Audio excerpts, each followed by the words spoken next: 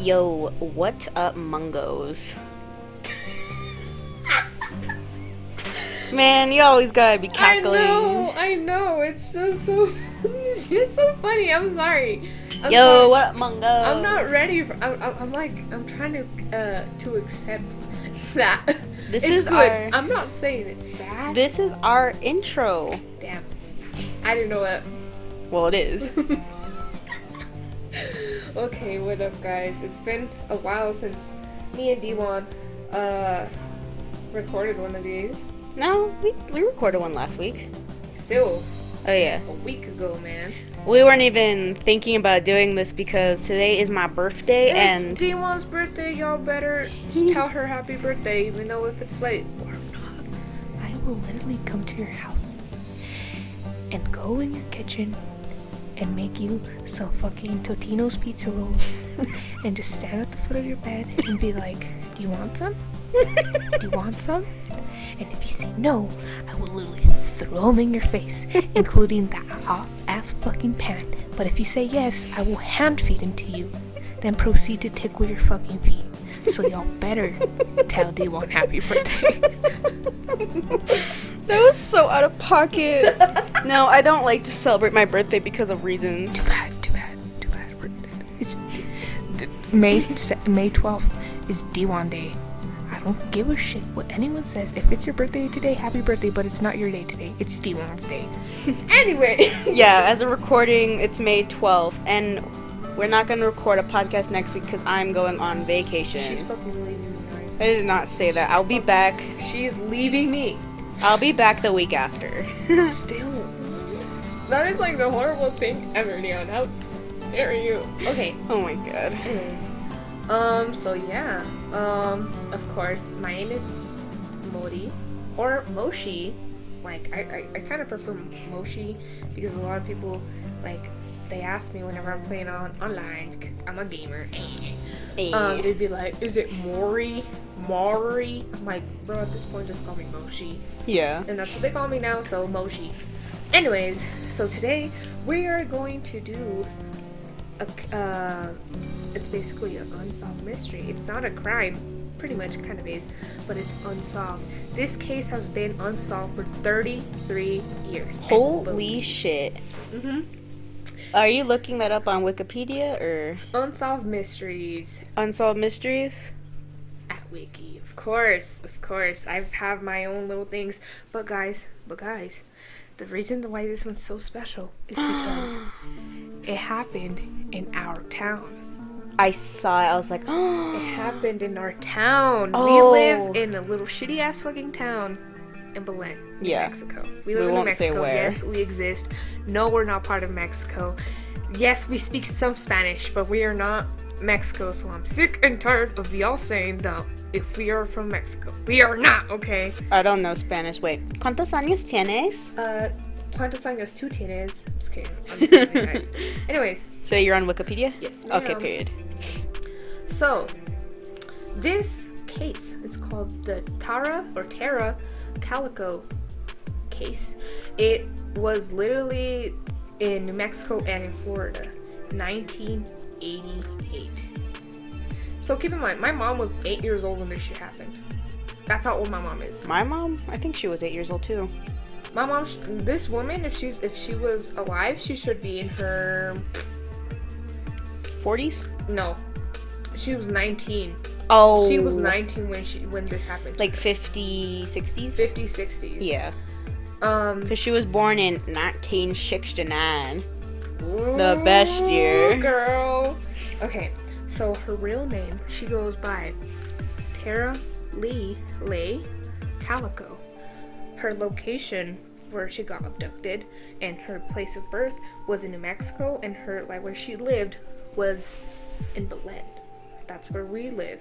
Mm-hmm. The date that happened was September 20th, 1988. That was a long time ago. It was fuck, oh my god. Mm-hmm. So this is her bio. This is what the FBI, like, because she's still on that FBI search list. From all these years, she's still on there. Damn. And her occupation, she was a student, and She was born in February 28th, 1969. She was 5'7". She weighed 120 pounds. She was single, and her characteristics are a Caucasian female with brown hair, a cowlick, green eyes, a large scar on the back right shoulder, brown birthmark on back of one leg, and a large scar on her calf. So, That sound like me, but I don't have a cowlick. I got a large scar on my calf. Are you seeing what I'm seeing on your screen, Dion? No. Okay. Let me see. This is the picture of her. Oh, she got that 80s haircut. Mm-hmm. Everybody in the 80s had that haircut. That was her, and the FBI made like a kind of they photoshopped a picture to make it seem like how she would look now. So, and that picture you see below, we're gonna get into that picture later. That is what someone mailed to her mom and her parents. This is what was mailed to her and be like, this is your daughter. And they found that picture. They found 2 pictures.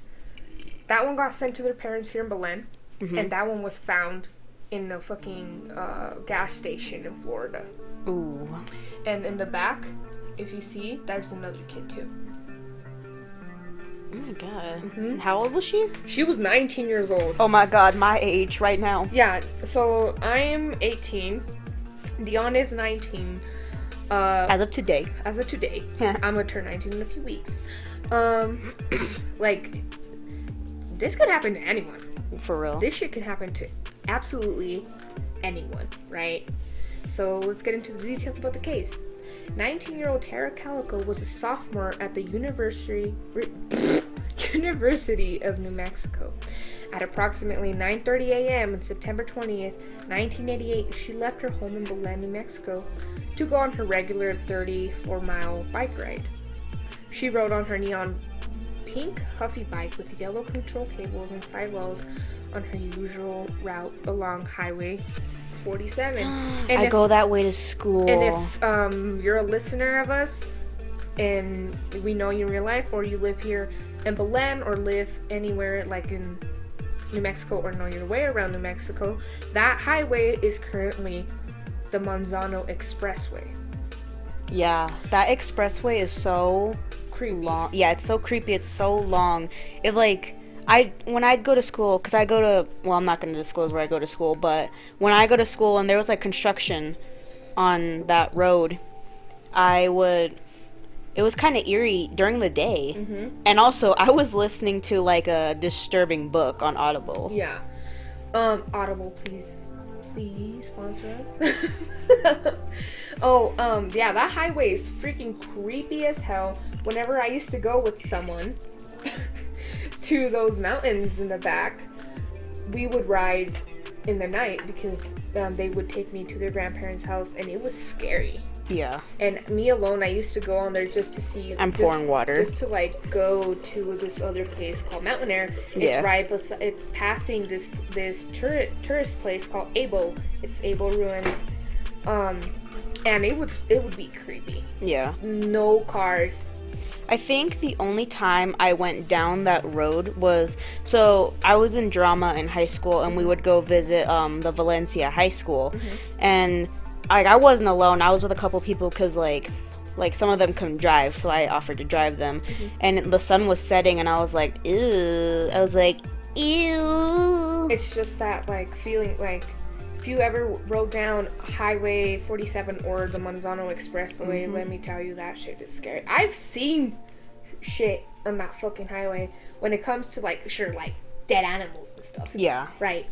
But one time I remember going down that fucking expressway, and there was a trash bag.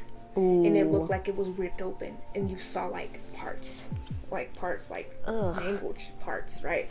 And I remember I was driving with my mom, and I was freaking out. She's like, what is that? Like, what? I'm like, Mom, what is that? Because it looked like a head, and it looked like legs. And I was like, that's probably just a cow. I'm like, girl, a fucking cow in a trash bag? And ever since, I don't feel comfortable going alone. Yeah. A couple weeks ago, I actually picked up a hitchhiker on 47. That was really dumb of me, but I got paid. Girl, I mean, she wanted me to drive her to Meadow Lake. That's a other sketch-ass place. Yeah, that place was scary. A lot of shit scary. has happened. We will probably cover another case. It's a smaller case, but a bunch of shit happens over there. Like, when you live near Belen or in New Mexico in general, like, shit's about to go down. Mm-hmm. Yeah. It's fucking terrifying. Even on 47, like, a month ago, there was a fire, and I took a picture of it, and when I went back the next day to go to school, that shit was in flames. Or it wasn't in flames, it was put out. Mm-hmm. But out, like, right where I took the picture. Oh my god. It's fucking scary. Tara Calico was last seen along her route around 11:30 a.m. A suspicious pickup truck was closely following her. She and her bike has never been found. When Tara was not home at 12 p.m., her mother, Pat, and her stepfather, John, went out to search for her. The next day, a full-scale search began. Pat found Tara's Sony Walkman about 100 yards off Highway 47. If you don't know what a Walkman is, back in the old days, back in my days, my dad explains what a Sony Walkman was because my dad, that was the hot shit. It's like, since a lot of people back in the 80s didn't have the technology we have now, that was like, you put your discs in there and you have them in your pocket. Oh yeah. It came with headsets. I had one of the, well, my sister had one, but I stole it from her. We donated that to Goodwill or something. Those Sony Walkmans were freaking crazy, let me tell you. They were like, when I had him, I thought I was the G. I was like, damn, I'm rich, and I was like, no, I'm poor. Things are old. Oh my god, they were so old. Footprints on the ground led to what might have been on the site of a scuffle where the Walkman was found. Bike tracks, possibly from hers, were found nearby, along with vehicles' tire tracks and oil slick. Although there were several reported sightings of her in southern United States in 1988 and 1989, none of them could be confirmed, and this case remains unsolved. So I have this girl on my Snapchat, and I don't know if she watches this. If you do, hey girl. She probably knows who I'm talking about. Oh. She said that her mom's friend was her close friend, was Tara Calico's close friend. And after I finish reading this case, I will read messages of what she has told me. There's like different controversies of what happened to her and stuff. Because like, this girl's mom's friend was her close friend, and since they didn't find her, she went on to search on her own. Yeah, I mean, and they found a bunch of stuff that is not on this website, on articles. Neither the news has covered it, but the girl's friend's mom knows about it. And she has like talked to a bunch of officers that got really close to what happened to the case. They got fired. Excuse me? They got fired, supposedly. What the fuck? And she still talks to them and whatnot, but I'll get into that later. On June 15th, 1989, this case took a bizarre turn. A woman in Port St. Joe, Florida, almost 1,200 miles from Belen, made a routine trip to her neighborhood convenience store. As she got out of her car, she noticed a white van in the next parking space. When she walked out of the store, she saw a Polaroid photo lying face down in the parking space. It showed a teenage girl and a young boy, apparently bound with their hands behind their backs. Their mouths were sealed with black tape. It appeared to have been taken inside a white van. Okay, so the white van, that's already a red flag. Everybody knows that. So the white van. To my Spanish listeners, my mom has a little fucking van. It's the 1990 Chevy. I fucking forgot. It's called Astro, a 1990 Chevy Astro, and I posted it in my Snapchat a while ago. And one of my close friends, he was all like, "Ooh, that's the atrapa niños, the roba niños." Like that's the kid snatcher van. Oh no! And I thought it was the funniest shit ever. And since my mom got her windows tinted, I was like, Your mom is just asking to get pulled over by the police or get, like, someone calling in her, like, license. Sometimes I tell my mom, like, Mom, if there's a car passing by us and, like, they could see us, I'm gonna pound so hard on that window and be like, help us! And then she Alexia, you're gonna get your mom, like... in trouble. Yeah, she's gonna get in so much trouble. And then she just looks at me, she's like, girl, you better not. Girl, you better My not. mom would beat my ass for saying that. Oh my gosh. Okay, so the van. That was it. That was it about the van. Oh, well, to continue. The national media ran hundreds of stories about the photo. Tara's parents saw one of the stories and got in touch with the Florida police. They recognized her as the girl in the photo. The parents of Michael Henley recognized him as the boy in the photo. That's another kid that went missing, actually. Now we'll keep on reading what this says. He had vanished while on a camping trip with his father in the Zuni Mountains in 1988. Factory analysis determined that the photo was recently taken. The FBI has not been able to determine if the children in it are Tara and Michael. However, a forensic artist compared pictures of the missing teenagers to it, and it was 85% sure that they were the ones depicted. Ooh. Suspects. There are no known suspects, but witnesses report seeing a dirty, white, or light gray colored 1954 Ford pickup truck with a white handmade camper shell following Tara. Authorities are also looking for the white cargo van that was parked at the Junior Food Store in Port St. Joe, Florida, on June 19, 1989. It had no windows and a sliding door at the side.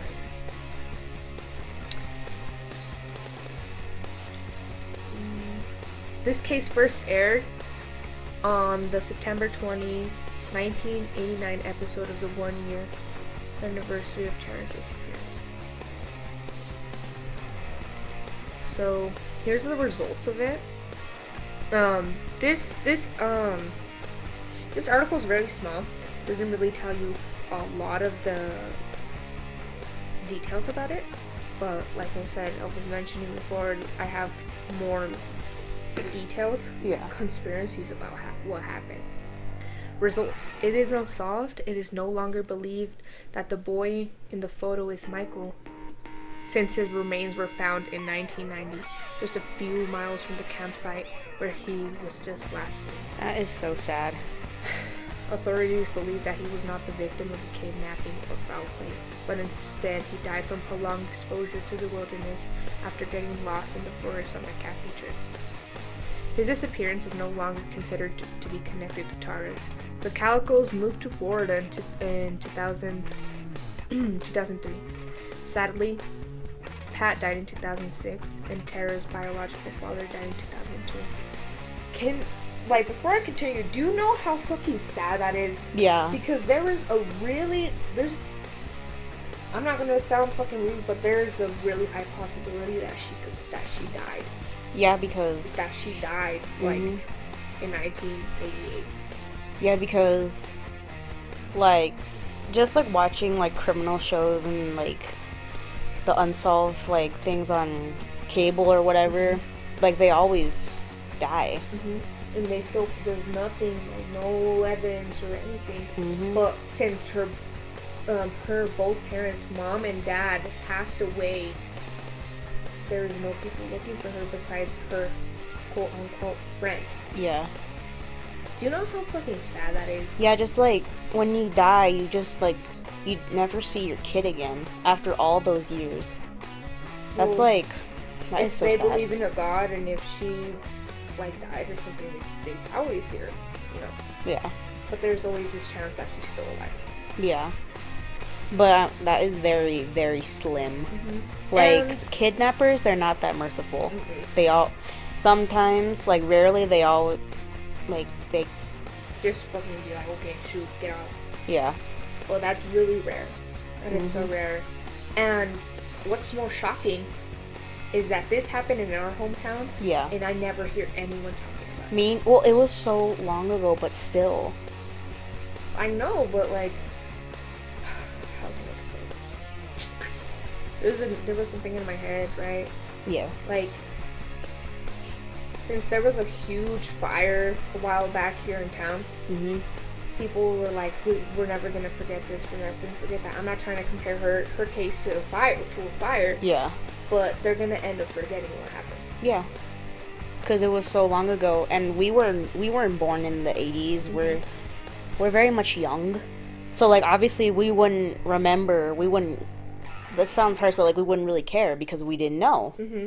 Because no one was talking about it. For reals. She's probably.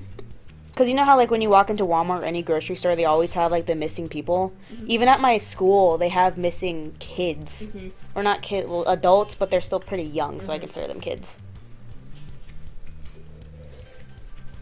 Okay. Yeah, and they, like, the people that are missing, like, in the, like, when I went to the campus, Mm-hmm. they date back to, like, recently, and then, like, maybe to, like, the 80s or... It's just sad. Yeah. It's just really sad. Yeah. At least there's still people out there, like... And if Tara is still alive, I wonder if she, like, thinks, my parents are still looking for me, or maybe she didn't even know they passed away. Mm-hmm. That's why she's... If she's alive, she'd probably be like, they're coming for me. Or maybe she lost hope. Because it's been so long. About 33 to 35 years. Yeah, it's been years. She's in her 60s. Or she should be. But, however, her stepfather, John, is still alive and hopes that she will be found. 2 other photos believed to be of her has surfaced in the years since her disappearance. However, the last one showing a woman with bandages all over her face on an Amtrak train with a man sitting next to her is believed to be a prank. That is sick. Mm-hmm. That's disgusting. In September 2008, investigators announced that they no longer believe that Tara was the girl in the photo. Instead, they have learned from witnesses that she was most likely killed on the day of her disappearance by the men she knew at school. Holy fuck. Oh my god. And let me tell you, remember that. Yeah. Remember that. Mm-hmm. Because what I'm gonna fucking put down on you guys is gonna be like, holy shit. And keep, like, still I'm not saying that the stuff I'm gonna read later about this case is true. It's just conspiracies, okay? Yeah. In 2003, a man named Henry Brown made a deathbed confession to police. He said that shortly after her disappearance, he had been in the basement of a man named Lawrence Romero Jr. while there, and he noticed what appeared to be a young woman's body wrapped in a blue tarp and buried in a makeshift grave. Damn, that kind of matches up from what that girl told me. Oh. Romero, a man named Dave Silva, and another man with red hair told Henry that the body was Tara's. They said that on that day of her disappearance, they, along with a man named Leroy Chavez, were in a truck when they noticed her riding her bike. While trying to get her attention, they accidentally struck her with their truck and abducted her. How do you accidentally hit someone with your truck and accidentally abduct them? Dude, I'm fucking reading this shit, and I don't think what that girl told me was fucking fake, because look at this shit. Listen to me. Okay. They took her to a grave pit and raped her. Oh When Tara threatened to go to the police, Romero stabbed her to death, while Silva, Chavez, and the third man held her down. They originally hid her body in a nearby bush. However, as searches began for her, they moved her body to the basement. Henry told investigators that they threatened to kill him if he went to the police. He also said that they got away with the crime because of Romero's father, Lawrence Romero Sr., was the sheriff at the time. He and other men's parents also allegedly helped cover up the crime. He apparently found a note written by Romero Jr. confessing to Tara's murder and destroyed it. Henry also told investigators that he believed that the men later placed Tara's body in a near pond near one of their houses. Holy fuck. Yeah. You know what pond is really fucking close to where she got abducted? Where? The one in Rio Communities. Which, I don't... There's the golf course. There's a fucking big ass pond there. Oh, right. That's where the rich people live. This is fucking pissing me off. I know. Like, this is me getting my eyes. But like, wide okay, so open. like if she was taken to like the pond in real communities, it's like, okay, so it's a maybe. I'm not saying that she did. I'm just saying that, like, yo, there's another pond there. You I know, but I was thinking because, okay, so the golf course where real communities, it's my dad and my friend, like, he always goes there, and it's like surrounding the golf course, it's a community, it's a neighborhood, and there's so many houses that are connected to the thing, so I wouldn't. Perfect place to fucking hide because people wouldn't fucking think of searching in there. No, but I'm thinking because, like, that's kind of hard to fucking do too. Yeah, because there's people around. I bet someone was taking a smoke break and would have noticed. But they didn't have phones back then, so they had landlines. True. And they didn't have a Ring doorbell. Oh my fucking god. Like, okay guys, like, let me tell you. I with all this shit, I'm like further reading by myself, and all this shit this girl told me and was explaining to me, I don't fucking think what she told me was fucking, like, fake. Not fake, I'm not saying that she was telling me was a liar, but like conspiracies. I don't fucking think she was capping. But we have to say it's a conspiracy because we're not 1,000%. Mm-hmm. It just, like, sounds right. I don't know how to explain it. Henry also said that her bike has been disposed at a junkyard. Another man also came forward and told police that one of the suspects has confessed to him as well. Romero Jr. later committed suicide in 1991. Pussy.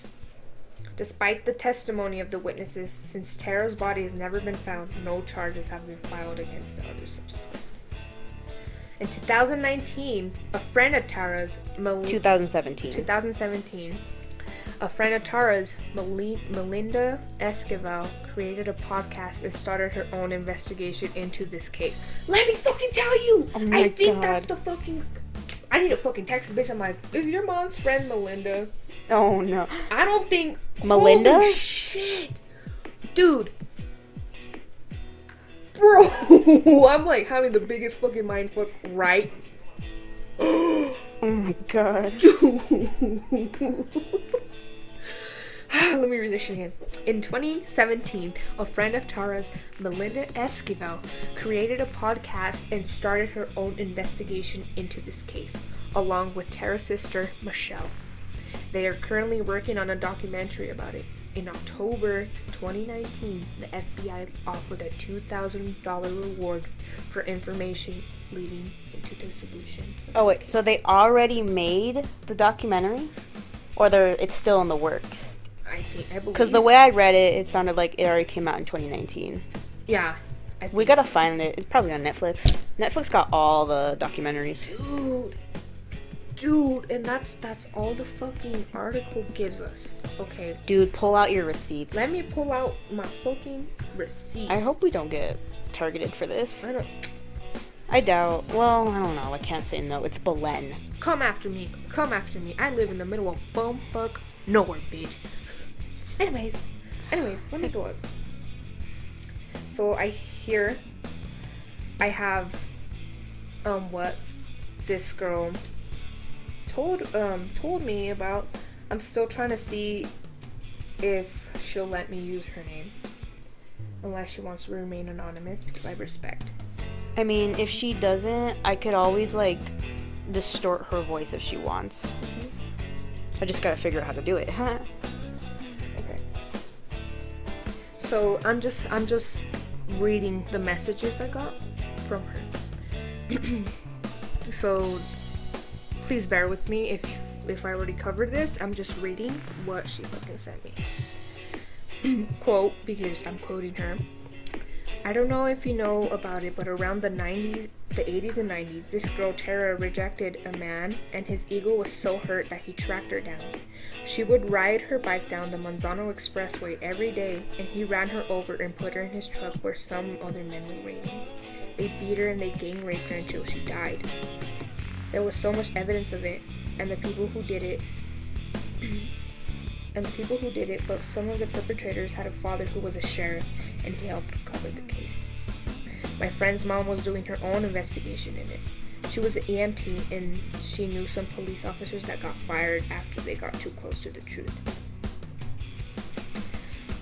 she got a call one day that a man was shot in his house.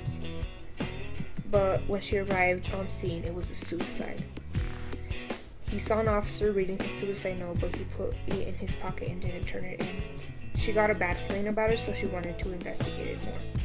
Later, she tracked him down at a bar and started questioning him, but in a casual way so that he wouldn't feel bad about being honest. So she got him to get drunk and admit everything he knew. He said the suicide note was confessing the murder of Tara Calico, and there was a gang of men involved. Okay, so I was gonna say... Look. This is the voice message. This is the voice message that she sent me. Okay, so I'm just gonna say the rest, like, through the voice thing because... RIP! That was the wrong one. And this is the voice message that she sent. They still never found Tara's body, but there's a lot of things that they think happened to her. So when she got that dude drunk at the bar, she got him to confess that he saw, in that camper that the dude killed himself in, there was like a hole in the floor and like a carpet to cover it. And he barely saw under it. It was dark. But underneath like some dirt under the camper, like it looked like it was buried. He saw a girl's like hand. It looks like a little girl, but you know, Tara she was an adult, but she was really small and petite. And he just like, he didn't say anything about it. He hid it from everybody. And they still like, the perpetrators are just out there literally not fucking in jail or convicted or anything. It's fucked up. So that was her, and I think we'll just keep her anonymous. Okay. For her safety. Yeah. I will try my best when I'm editing. I'll try to distort her voice if I can. So, in that voice message, there was kind of like not like there was different things. Like, you know, I don't believe.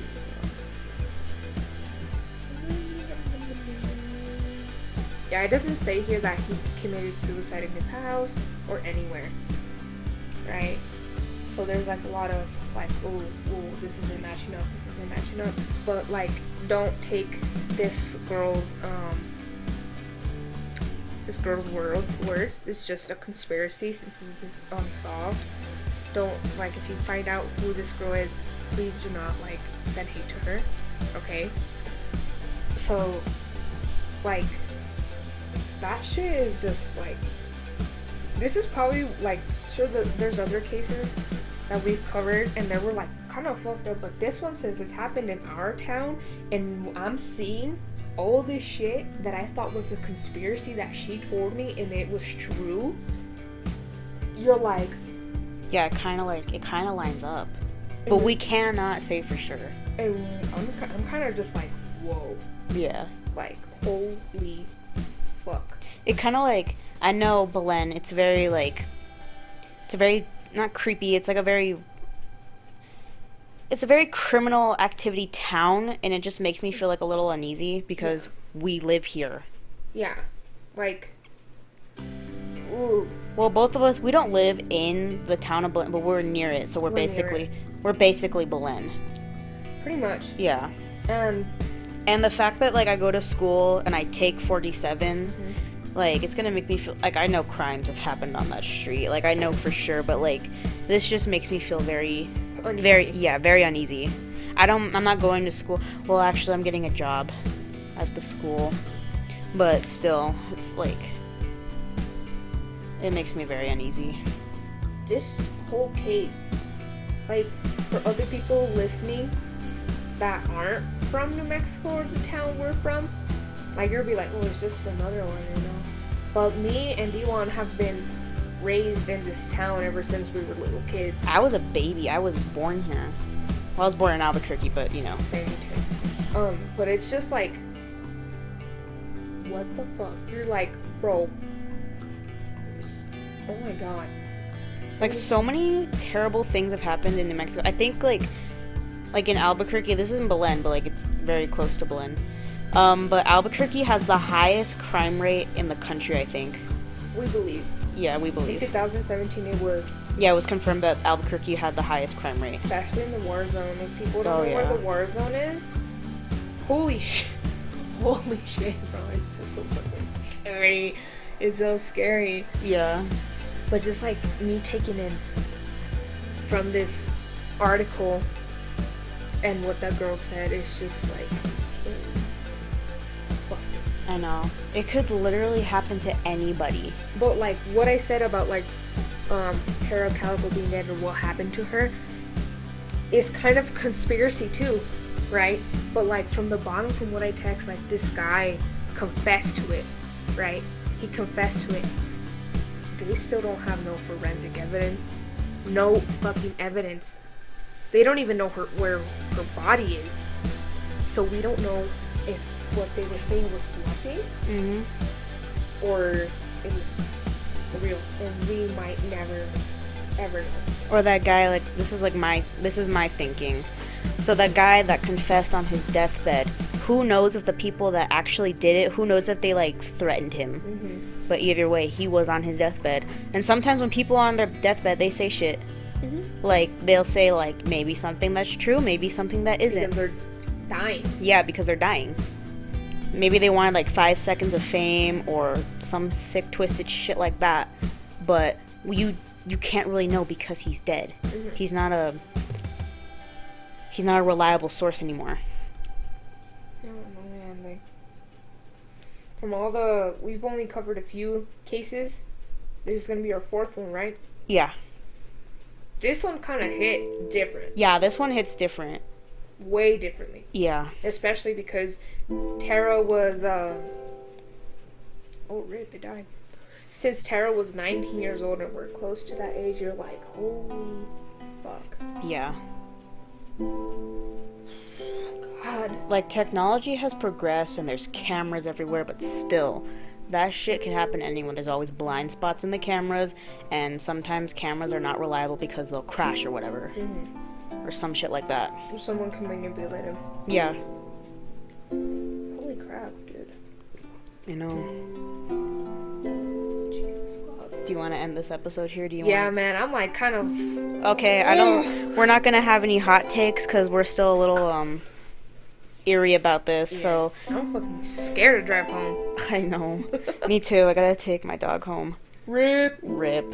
Okay, that's it for this episode, guys, and we will see y'all in a couple of weeks because, like I said, I am going on vacation. Where, Dion? Was she leaving me though? How dare you? That's not what I said. And, alright, we'll see y'all in the next one. Stay Stay safe. And if you listen, this is probably gonna be hot takes. Not gonna lie. Probably.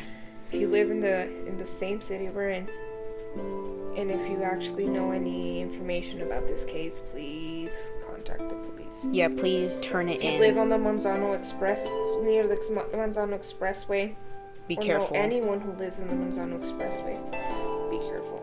Be Yeah. so careful because that place is just eerie as shit. Yeah, it's like you drive into the middle of nowhere. Mm-hmm. Like the next town isn't for like a couple of miles. Not even a couple miles because the next. Let me explain this. There's a little town named. There's like little tiny towns. There's one named Viquita. There's Yeah. another one called Las Nutrias. There's another one called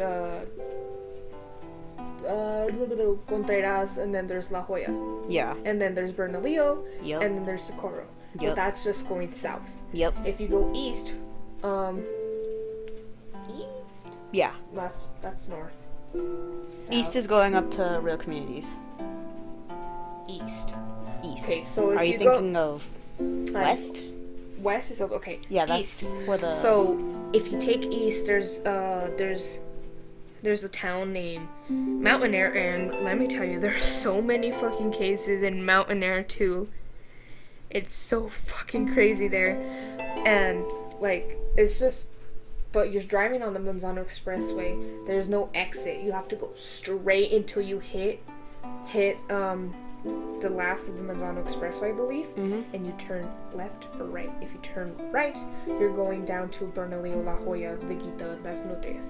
That's like where a cluster of little towns are at. Mhm. But if you go to the left, that's where the Able ruins are, and that's where Mountain Air. Mountain Air is another fucking 35 to 40 minutes Yep. driving. Mhm. So that's fucking sketchy as shit, Yep. right?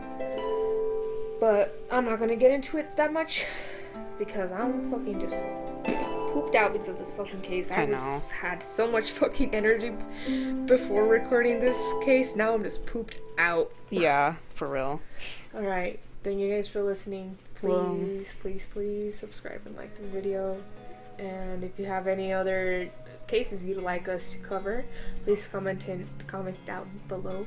Share this podcast because we are broke and we are literally trying to like pay our bills so we can keep the lights on. And that's it. All right, guys. We'll see y'all on the next one. Stay safe, guys. Stay safe. Peace out, Mungos.